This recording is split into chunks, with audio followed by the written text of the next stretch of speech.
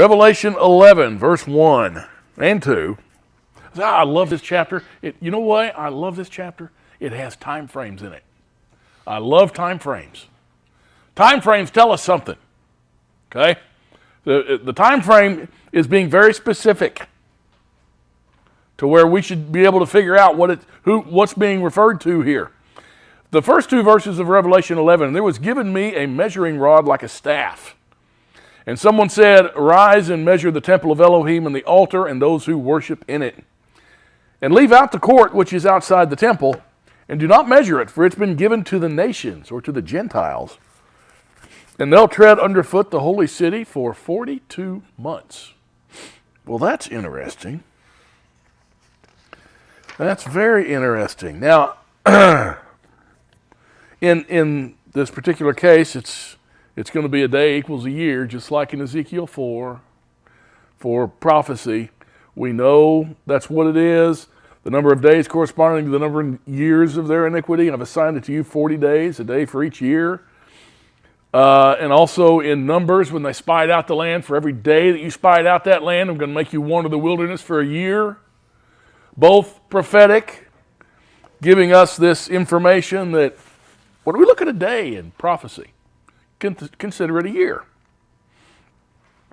Now, it says, "And leave the court which is outside the temple." First thing he's going to measure it.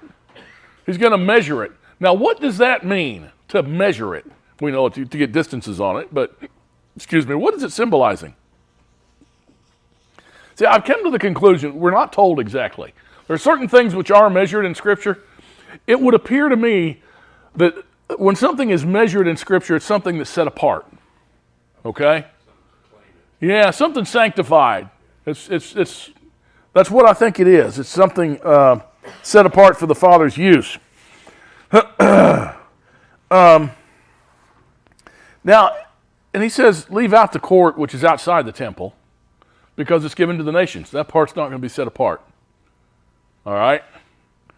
And it's been given to the nations, and they'll tread underfoot the holy city for 42 months. Now that's Jerusalem. They're going to be tread underfoot by the Gentiles for 42 months. All right? The holy city, the Gentiles are going to own it for 42 months. Make sense? Let's take a look at what that means. So, that's it. That's what he's saying. Go to the year thing. We went through the year thing, and I'm not going to go through the exact same text that we had before. In the Tanakh with Ezekiel, the common knowledge of how long a year was in that day was 360 days in the Tanakh. But when you get to the time of the Brit Hadashah, the Jews went by the lunar cycle of a year, okay, to determine how long a year is. And once again, a year was kind of tied to how long it takes the earth to go around the sun, but not exactly. With 360 days, it wasn't. But it was broke up into even 30-day months. You had 12 of them. Every once in a while, you'd have a 13th one. Okay, things moved around a little bit, but it still worked. It worked okay. But then, everything rotated around the moon because that's when the new month starts. You get 12 of those. And sometimes you have 13, once again, just like the 30-day. The 30-day month. So with the Jewish calendar, they found out hundreds of years later that kind of runs in a pattern. Okay? The moon sightings. That's why they can tell you, that's why they try and tell you, the Orthodox will tell you when to celebrate the new moon. At the beginning of the year or, whenever. Because it runs a 19-year cycle. And it's pretty accurate. Okay? It's pretty accurate. It's a day off here and there. But it's pretty accurate. And they started sighting the sun probably since forever, but it's recorded it happened in Babylon. So, you record how many new moons when they're sighted, you see a pattern developing. Now, the pattern wasn't written down until hundreds of years later in the Talmud. But it had a 19-year cycle. That's what they settled on. That's what they were actually using. Like I said, it wasn't recorded until hundreds of years later, but this is what they were using. And that 19-year cycle, the year length is either 353 days to 385 days. It varies. And the average year, over that cycle is 364.868 days. So let's use that for the length of a year, since that was the common usage by the Jewish people at that time. And let's see how that works. You know, a month then would be 364.868 divided by 12. So a month is going to be 30.406 days. Now, if there's 42 of those, we come up with 1,277.052 days, or Jewish years. Okay, because a day is equal to a year. All right, so now, but we want to go with, we don't want to look at this in Jewish years. Let's convert it to solar years that we're familiar with. So you take the 1277.052, multiply it by the length of the Jewish year, 364.868, divide it by 365.242, and you come up with 1,275.744 solar years. Didn't change it by much, because that Jewish year is pretty close. Okay, it's within like 4/10 of being right on, or 3.5 of a day of being right on the money. So this is what we have, 1,275.744 solar years that Jerusalem is going to be tread upon by the Gentiles. All right? Now, when did the Gentiles tread underfoot Jerusalem in the area outside the temple? Well, this would have started at the time of the Dome of the Rock.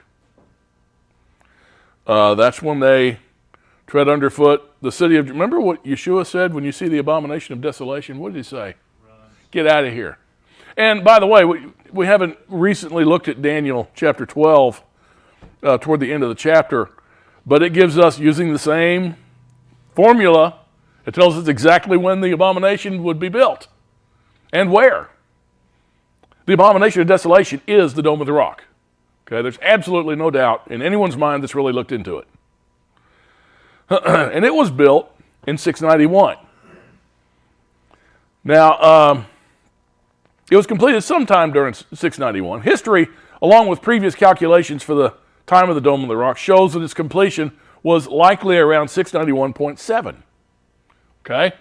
Now, if Scripture is saying that Jerusalem will be trodden underfoot by the Gentiles for these 42 months, we can easily calculate the time that this period ends. We have 691.7 CE plus 1,275.74 solar years equals 1,967.44 CE. Okay? 0.44 of a year is 161 days. So it's 1967 plus 161 days. Now let's see if we can tell where that goes. You take 161 days minus 31 days in January, you're left with 130. You go through the days in February, you're left with 102 days. Take out 31 days in March, there's 71 days. You take out 30 days in April, there's 41 days. You take out the 31 days in May, that's 10 days into June. So you're at June 10th, 1967. That's precisely the date of the Six-Day War when Israel took back Jerusalem. Any questions?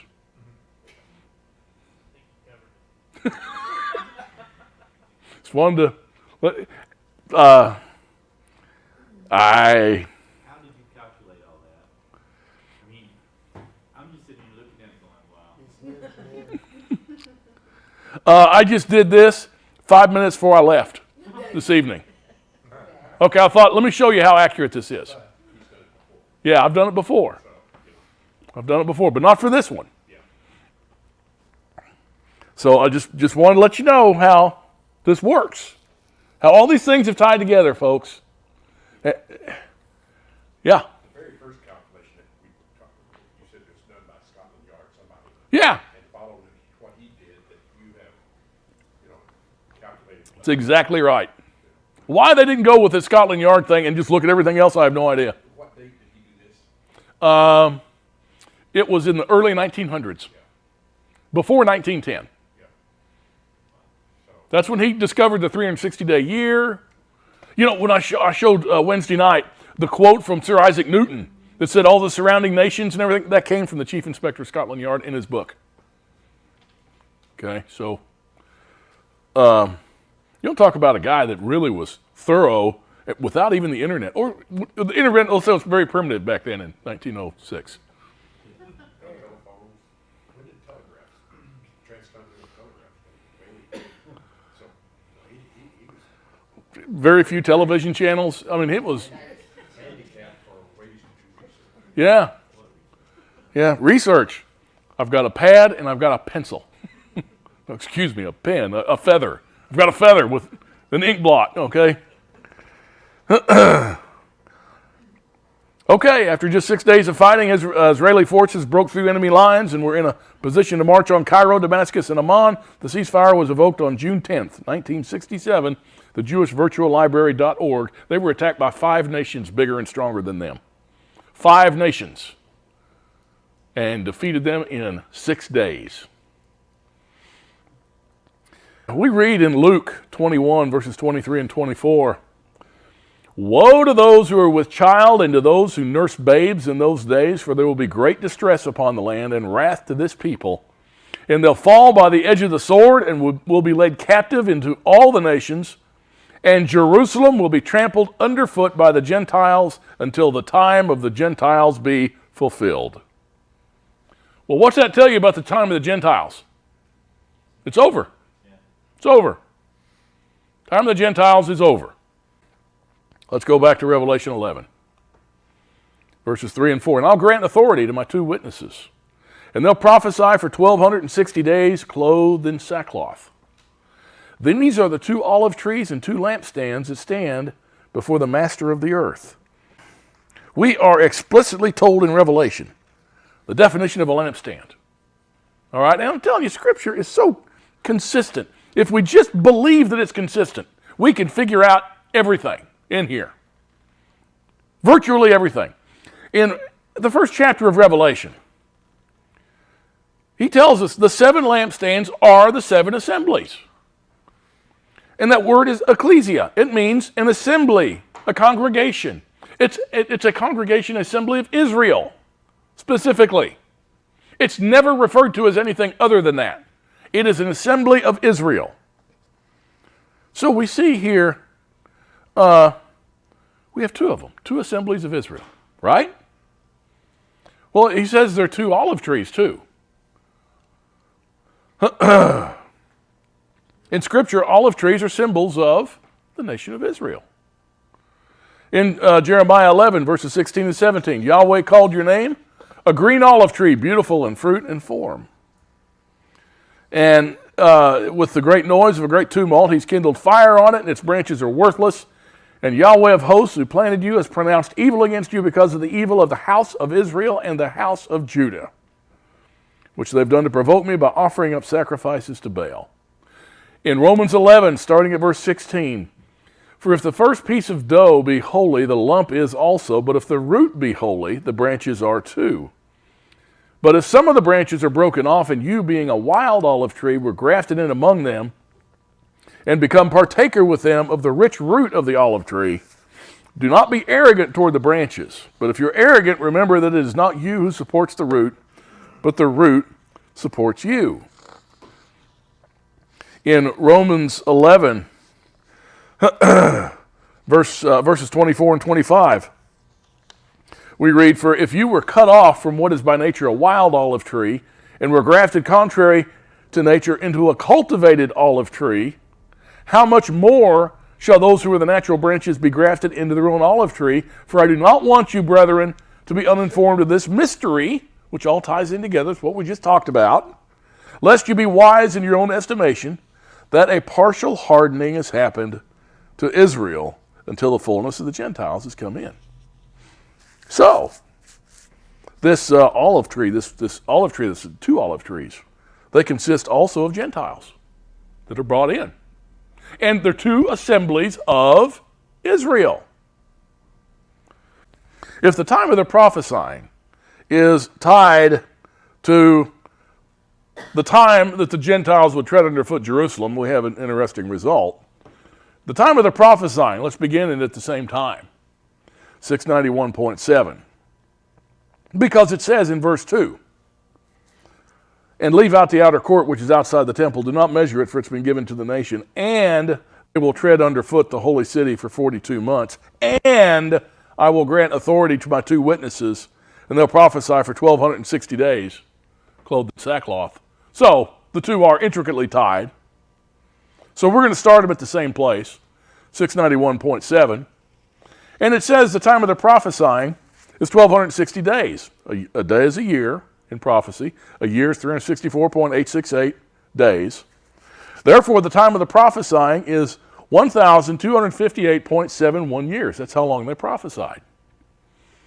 Now, the time of the prophesying began in 691.7. Adding the 1,258.71 years brings us to 1950.41 CE. Now, what happened in 1950 that stopped the prophesying outside of Jerusalem or allowed Israel back into the land to prophesy in Jerusalem? You know what happened in 1950? Let me tell you. The law of return happened in 1950. Every Jew has a right to come to this country as an Ola. Aliyah shall be by Ola's visa.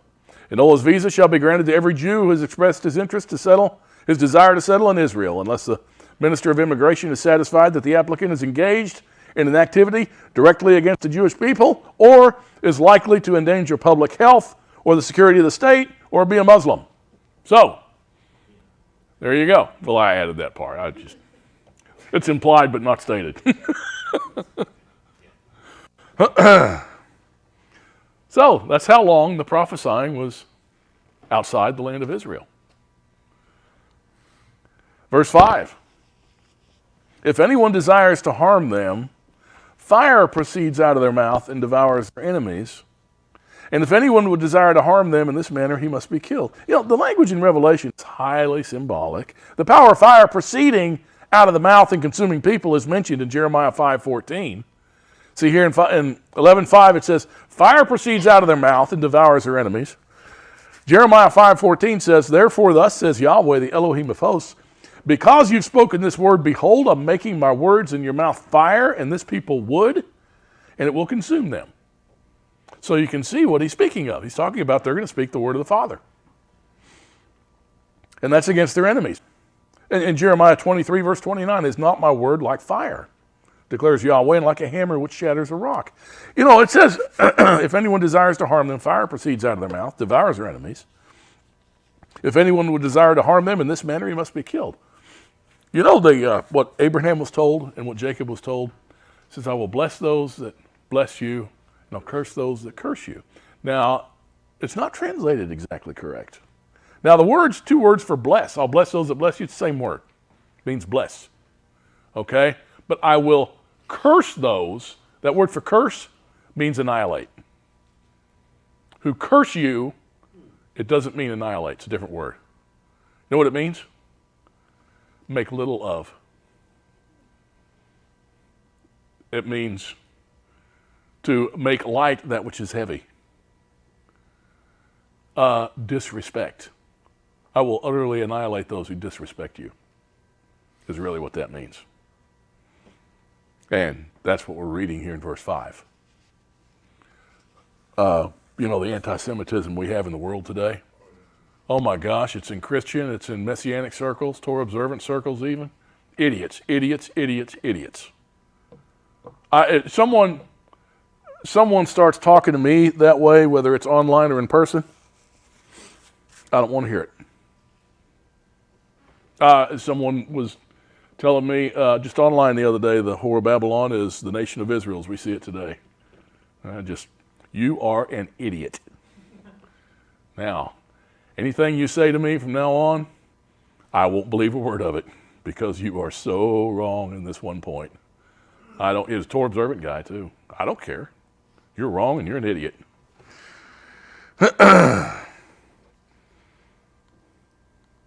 Isaiah 5, verse 24, therefore, as a tongue of fire consumes stubble, and dry grass collapses into the flame, so their root will be like rot, and their blossom blow away as dust. For you've rejected the Torah of the Yahweh of hosts, and despised the word of the Holy One of Israel. And what I just told you, by the way, is very, very common. Very common. This hatred of the Jewish people.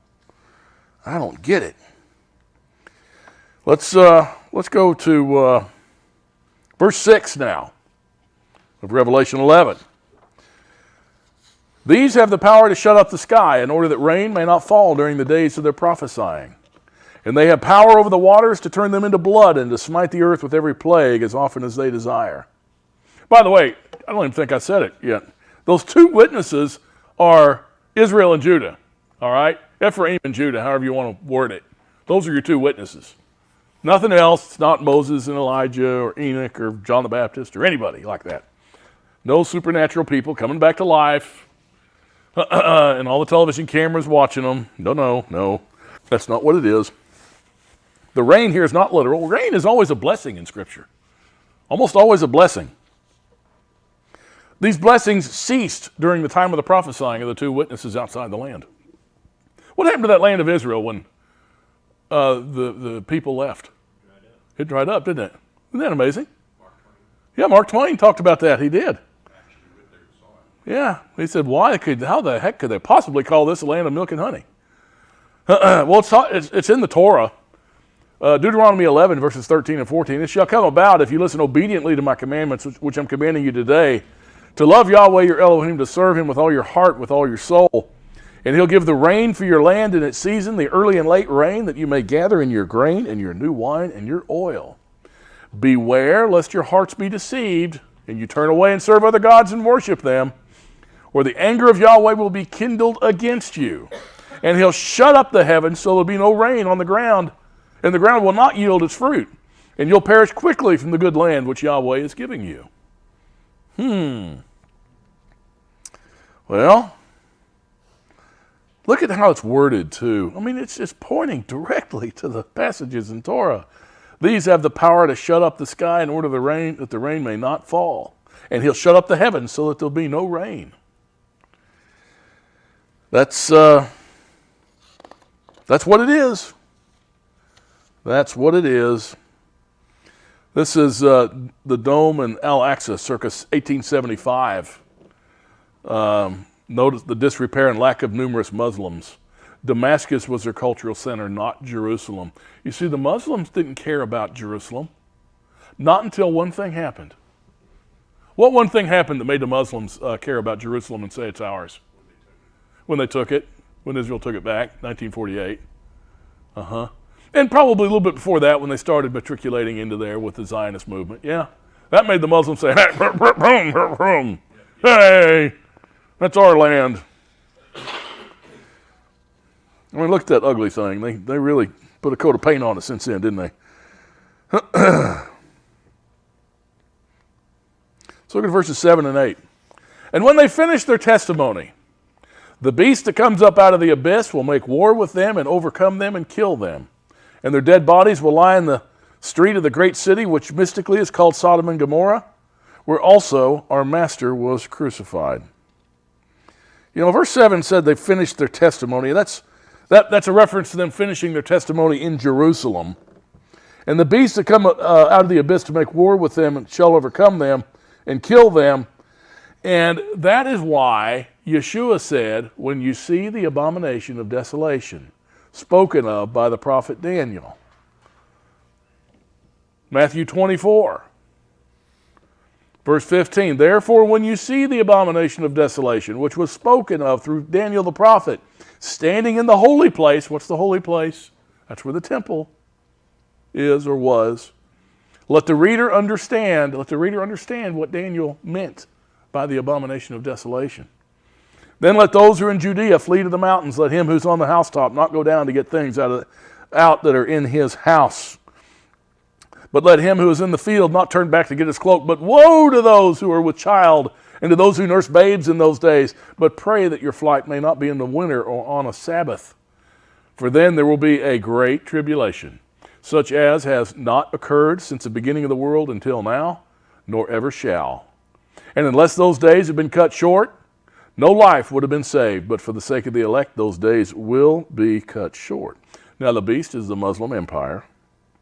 During the time of the prophesying of the two witnesses outside Jerusalem, Witnessing was dead inside the walls of the city of Jerusalem. That's what it's referring to.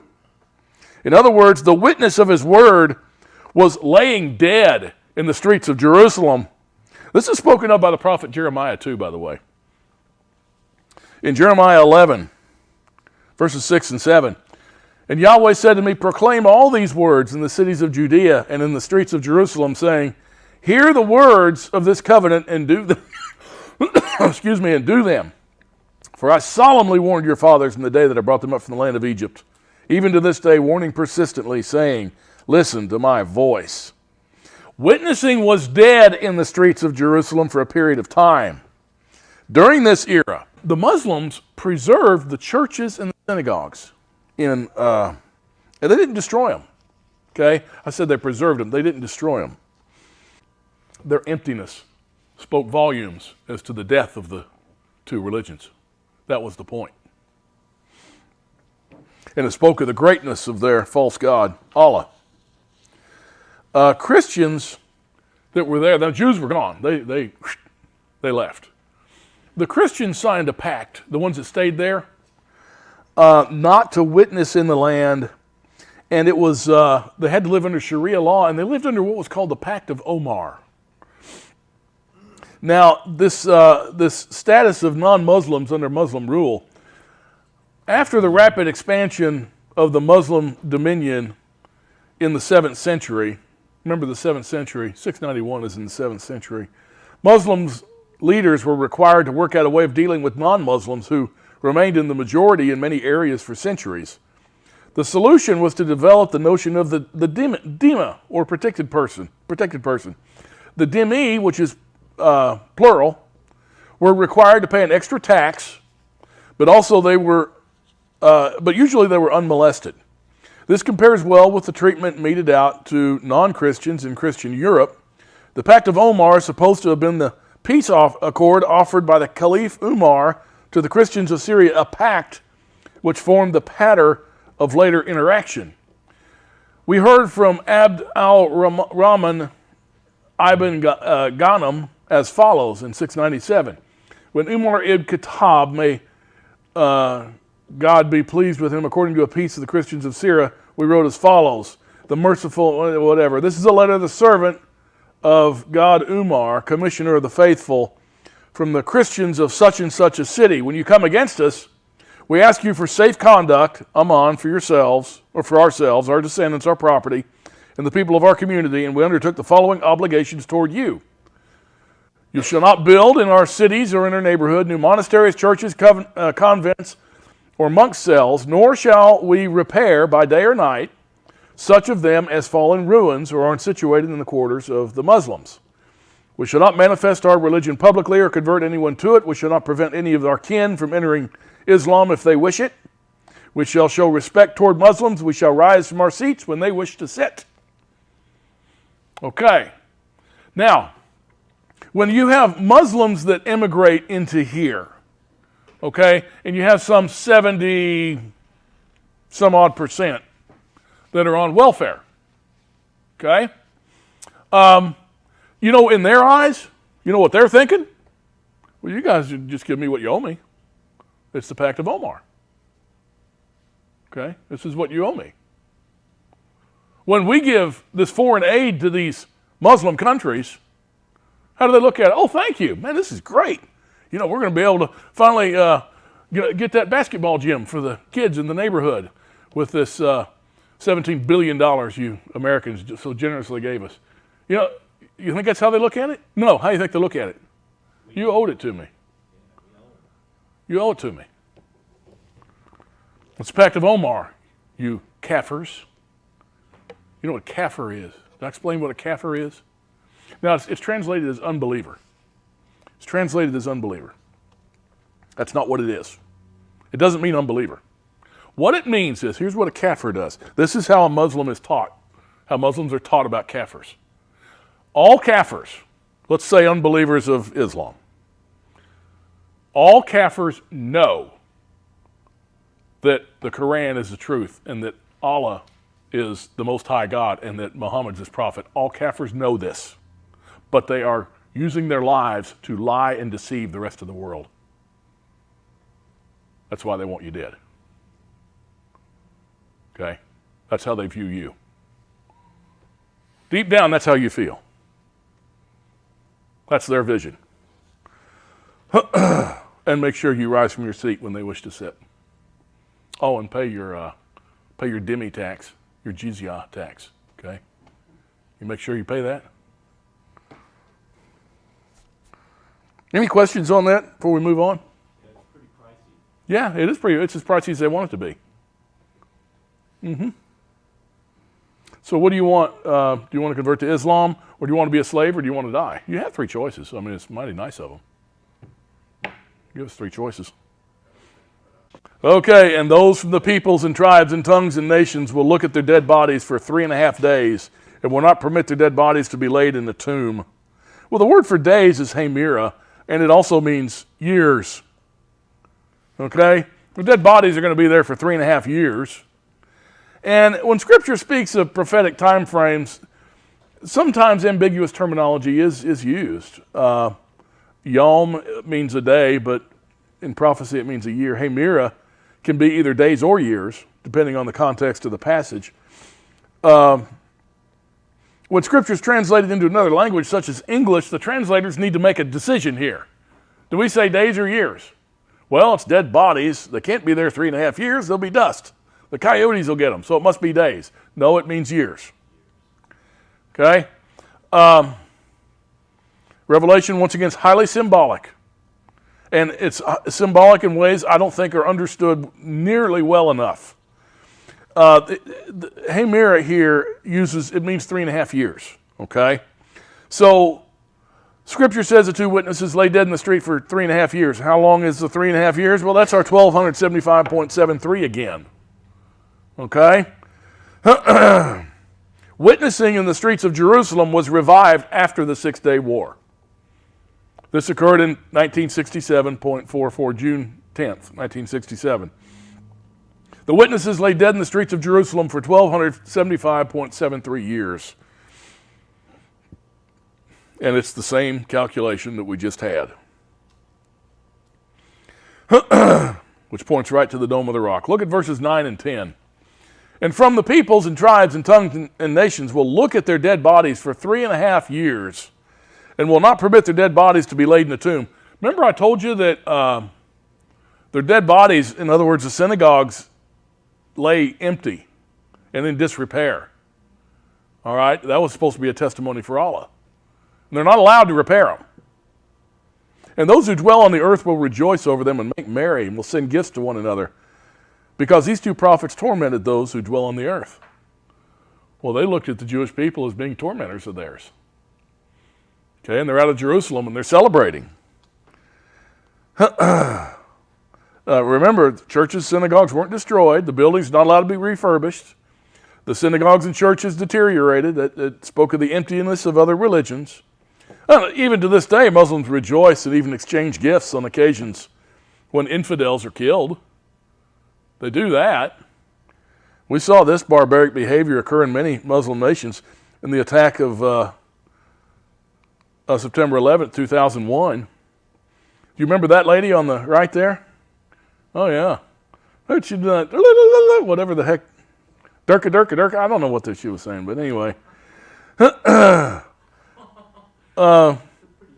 Yeah, it is. See, when it happens too, Muslims hand out food and candy in Muslim nations after successful terror attacks on the West. It happens often. I don't know if you're aware of that or not.